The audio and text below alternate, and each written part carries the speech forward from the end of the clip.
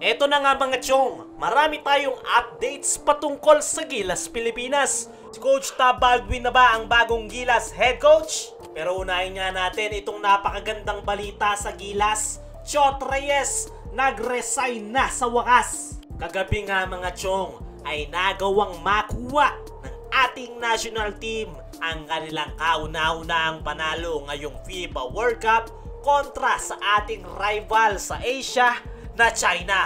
Maraming ang masaya sa pagkakapanalo ng Gilas kontra sa China, pero mas doble nga ang kasiyahan ngayon ng Gilas Pilipinas fans matapos i-anunsyo nitong si Coach Chot Reyes na tuluyan na siyang magre-retiro as an head coach ng ating national team. Kinumpirma nga yan mismo ni Coach Chot Reyes sa press con interview matapos ang pagkakapanalo nila kontra China.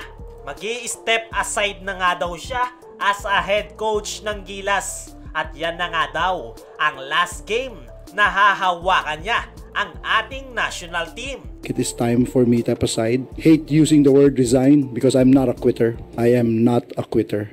Ibig sabihin nga lang yan mga chong, wala nang Chot Reyes na makikita sa Gilas Pilipinas this upcoming Asian Games. At napakagandang balita nga yan mga chong dahil yan na nga ang simula ng magandang progress ng ating national team.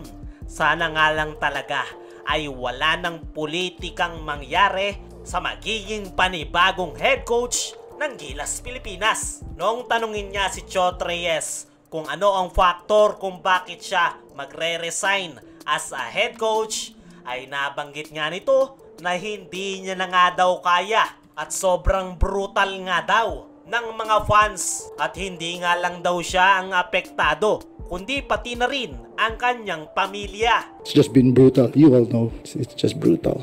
Binanggit din ni Chot Reyes na responsibilidad niya ang pagkakatalo ng Gilas at yan nga daw ang dahilan kung bakit siya magre-resign. Hate niya nga daw ang salitang resign dahil hindi nga daw siya quitter. I am not a quitter. Hindi nga daw siya nag-apply as a head coach ng Gilas. Inappoint nga lang daw siya ng SVP at hindi niya nga daw matanggihan ang ating bansa. Pero hindi na nga yan importante mga chong. Ang pinaka-importante ngayon ay kumpirmadong nag-resign na itong si Chot Reyes bilang head coach ng ating national team. At naniniwala ko mga chong na ito na ang magandang simula ng Gilas Pilipinas. Sana nga lang mga chong ay kumuha ang SVP ng bagong head coach na bagay sa Gilas at may knowledge sa international games. At meron niyang isang pinakamatunog dyan. Yan ay itong si Coach Tab Baldwin. Si Coach Tab Baldwin na ba ang bagong Gilas head coach? Ayon nga sa naging latest interview nitong si Coach Tab Baldwin sa programang Power and Play ni Noli Yala, ay tinanong nga ito kung ano ang impression niya sa ating national team ngayong FIBA World Cup. At ayon nga mismo kay Coach Tab Baldwin ay kahit wala nga daw nakuwang panalo ay okay pa rin naman daw ang naging performance ng Gilas Pilipinas. Hindi nga daw basta-bastang kupunan ang mga nakalaban gaya ng Dominican Republic at Italy. Pero nagawa pa nga rin daw makasabay ng Gilas Pilipinas at hindi nga daw natambakan ng malala. Although, okay para kay Coach Tab ang naging performance ng Gilas, pero may rami pa nga daw kinakailangang ayusin. Malaki nga daw ang problema ng Gilas pagdating sa outside shooting. Wala nga rin daw maayos na plays at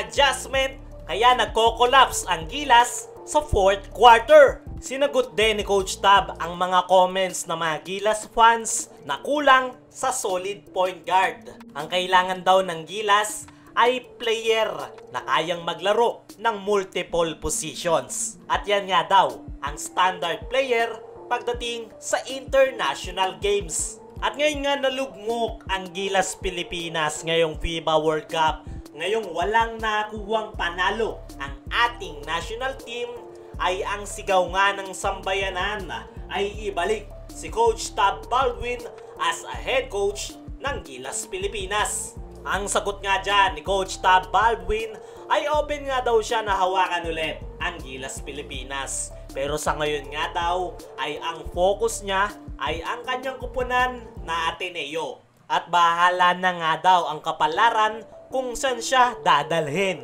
Para sa akin mga chong, ay kung gusto ng Samahang Basketball ng Pilipinas ng pagbabago sa Gilas at hindi puro learning experience, ay mas magandang ibalik na nila si Coach Tab Baldwin.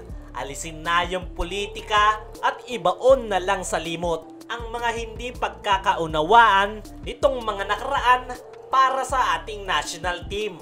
Maganda naman yung naging program ni Coach Tab sa Gilas. Maganda yung player rotation, may game plan at may sistemang sinusunod. Magaling ring humawak ng player si Coach Tab. Disiplinado ang mga player at kung ganyan nga ang mangyayari ay maganda ang magiging direksyon ng ating national team. Ang kailangan nga natin na bagong head coach ng Gilas ay yung may magandang track record at may experience talaga sa international games. At pasok na pasok nga dyan si Coach Tab Baldwin. Mismong si Coach Tab Baldwin na ang nagsabi na open itong magbalik bilang head coach. Pero wala nga sa kamay ni Coach Tab ang desisyon, kundi nasa Samahang Basketball ng Pilipinas.